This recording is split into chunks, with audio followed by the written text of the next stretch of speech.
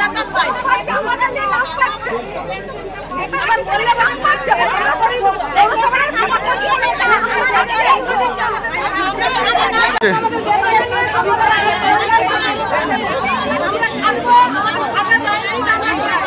এটাই আমাদের সমস্যা, আর কিছু সমস্যা নেই।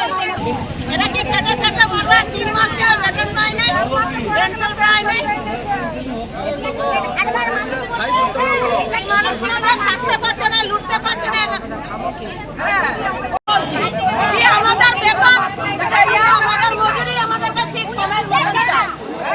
মাসের 2 তারিখে আমাদের পেনশন বেতন চায়। নাহলে আমরা দীর্ঘদিন আন্দোলন করেই যাব, আন্দোলন করেই যাব। আমরা এই বিক্ষোভ কাল থেকে আমরা এটা প্রচার করেছি যে আজকে কর্মবিক্ষোভ থাকবে। হ্যাঁ, প্রতীকী কর্মবিক্ষোভ। আজকে আমরা সেই প্রতীকী কর্মবিক্ষোভ রেখেছি। রাখার মাঝখানে এই 8টা সাড়ে 8টার মাঝখানে দেখলাম যে হঠাৎ করে বেতন ঢুকে গেল। তাও বেতন ঢুকেছে, এটা আমরা মিনিমাম 2 মাসের পাবো, সেখানে ঢুকেছে 1 মাসের। তো এই 1 মাসের বেতনটা নিয়ে আমরা কিন্তু খুশি নয়। আমরা সেই চিন্তাতেই রইলাম, আমাদের চিন্তা কিন্তু কাটলো না। 2 মাসে না। হ্যাঁ, বা এই যে ধরুন এই যে আমরা এই আন্দোলন করছি, হয়তো সেটার কারণেই হয়তো এই বেতনটা 1 মাসের করে দিয়ে দিল, আমরা সেটা এখনো বুঝতে পারছি না। তবে এই বেতনটাতে আমরা খুশি নয়।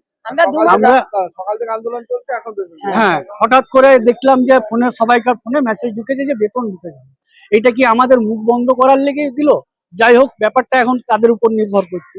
কিন্তু আমরা চেয়েছিলাম যে 2 মাসের একসাথে দিতে, এবং সরকারি নির্ধারিত যে মজুরি, এখন নতুন সরকার বসেছে, সেই সরকার নতুন ঘোষণা করেছে, আমরা সেই দাবিটুকু চাইছি। এবং আমাদের 65 বছরের পর অনেকেই হয়ে গেছে, তাদেরকে এবার বসাতে হবে। তা আমরা চাইছি তাদেরকে বসানোর আগে এককালীন 5 লাখ টাকা কিংবা মাসিক 5,000 টাকা বেতন হিসেবে বসুন। আজকে কি কাজ বন্ধ থাকছে? আজকে মোটামুটি কাজ বন্ধ থাকছে। আমরা করছিলাম, আমাদের বেতন দেয়নি বলে আমরা আন্দোলন করছিল। আর 2 মাস হয়ে গেছে, 2 মাস আর এদিকে 15 দিন হয়ে গেছে, আর 15 দিন দিলে 3 মাস হচ্ছে। তো 1 মাসের বেতন ঢুকিয়েছে, এই মাত্র জানলাম যে আমরা 1 মাসের বেতন ঢুকিয়েছে। বিক্ষোভ করার পর, আন্দোলন করার পর বেতনটা ঢুকিয়েছে 1 মাসে। তাহলে 1 মাসের বেতন যে ঢুকিয়েছে, তাহলে আর যে বাকি আছে টাকাগুলো, আমাদের বেতনগুলো, ওগুলো আবার কবে দিবে? ওগুলো যদি না দেয় আমরা কাজ বন্ধ করবো। আর আমাদের আরেকজন এসেছিল, কাউন্সিলর এসেছিল, উনি বলে গেলেন যে 2 দিনের মধ্যে বেতন ঢুকিয়ে দিবে, কিন্তু আমরা কাজ করব না, আমরা কাজ বন্ধ রাখবো না। আজকে আর কাজ করব না, কাল থেকে আমরা আবার কাজ যেরকম শুরু করি সেরকমই করি। আমরা টোটালি বন্ধ করে দেবো কাজ, আর করবো না। আর কেউ এসে বললেও আমরা আর কাজ করবো না, আর কেউ এসে বললেও আমরা কাজ করবো না। হ্যাঁ, আমরা এই আন্দোলন করতে এরা তবে যে বেতনের এটা ঢুকিয়েছে, বুঝেছেন? এটা যদি আগে করতো তাহলে কি আমরা কাজ বন্ধ রাখতাম না? আমরা কাজ করব বলে আমরা সবসময় এগিয়ে আছি, আমরা পিছাতে চাই না। আমরা জানি যে বিষ্ণুপুরে এত বড় রোদ, আমরা জানি, কিন্তু আমরা চাই না আমরা কাজ বন্ধ করব বলে। কিন্তু আমাদের বেতনটাই দিচ্ছে না বলে আমরা কাজ বন্ধ রেখেছি। আরো বয়স্ক মানুষগুলো আছে, ওনাদেরও অসুবিধা আছে, পেনশনও পাচ্ছে না। শুধু আমাদের নিয়ে আমি বলছি না, যারা বয়স্ক মানুষ আছে, যারা ওষুধ খেতে পারছে না, যারা খেতে পারছে, সেই বয়স্ক মানুষগুলোর কি হবে? না, ঢুকতো না। আজকে যদি আমরা আন্দোলন না করতাম, যদি আমরা ধর্মঘট না করতাম, তাহলে আমাদের বেতন আজকেও ঢুকতো না, 1 মাসের বেতনটাও আমরা পেতাম না। তো যাই হোক, একজন এসেছিল এখানে, প্রতিশ্রুতি দিয়েছে আমাদেরকে যে 2 দিনের মধ্যে বেতনটা ঢুকবে। আমরা ওনার কথাটা, ওনার মানটাই রাখবো। তো আমরা কাল থেকে আবার যেরকম কাজ করি রোজ, সেরকমই কাজ আমরা কাল থেকে আবার শুরু করব।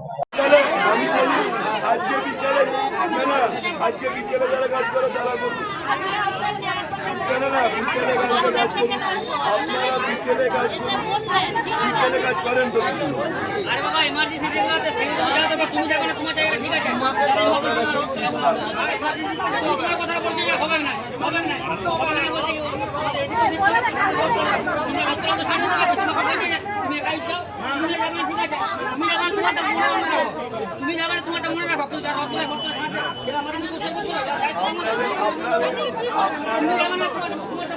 না, আপনারা আজকে হ্যাঁ তাহলে সবাই চলো আগে দিয়েছে চলো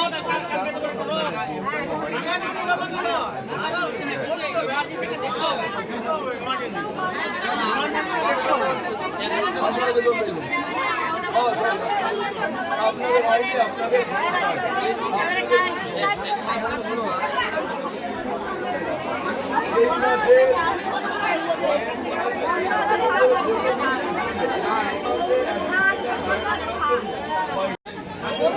আমরা পৌরসভার যারা যারা সুইপার আছে তাদের বেতন বাড়াতে আমরা রাজি আছি। পৌরসভায় যে মাথা ভারী নিয়ে চলছে সেটা বলুন।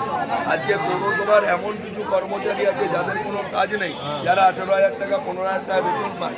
আপনারা বলুন, আমরা তো লাগাইনি সেই কর্মচারী, যাদের পৌরসভায় কোনো ভূমিকাই নেই তারা বেতন পায়। আর আপনারা কষ্ট করে পৌরসভাকে সার্ভিস দেন বিষ্ণুপুরের মানুষকে।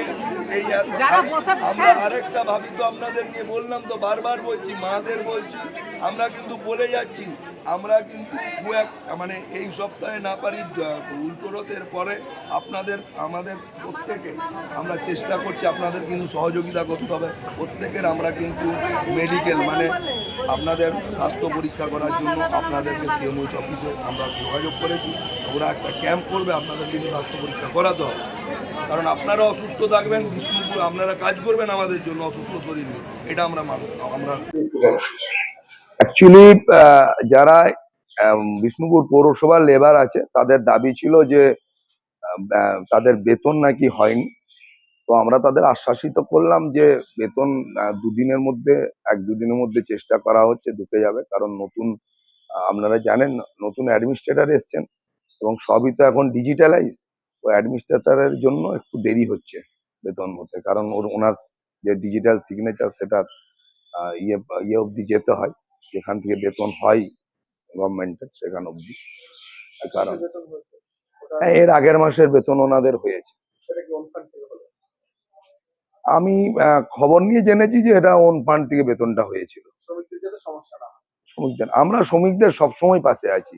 শ্রমিকদের দেখুন, শ্রমিকরা এই যে বিষ্ণুপুরের যারা ইয়ের সাথে যুক্ত, বিষ্ণুপুরকে পরিষ্কার পরিচ্ছন্ন রাখার সাথে যারা যুক্ত, তাদের ব্যাপারে আমরা সবসময় সহানুভূতিশীল।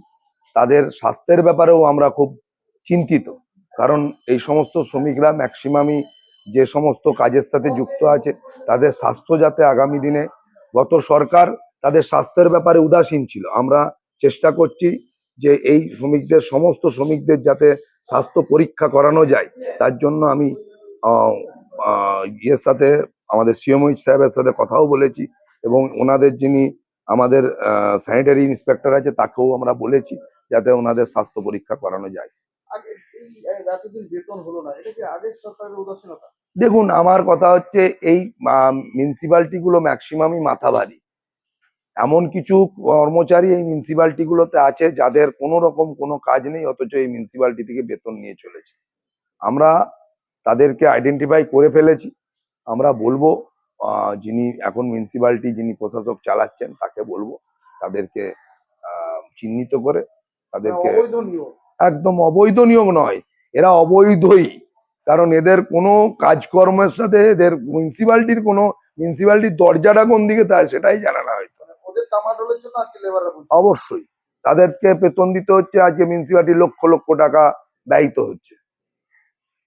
তারা কেউ পার্টির ক্যাডার, কেউ বলে নাকি তখনকার দিনে চেয়ারম্যান বা ভাইস চেয়ারম্যানের কাছের লোক, এই হিসাবে বেতন পেতেন।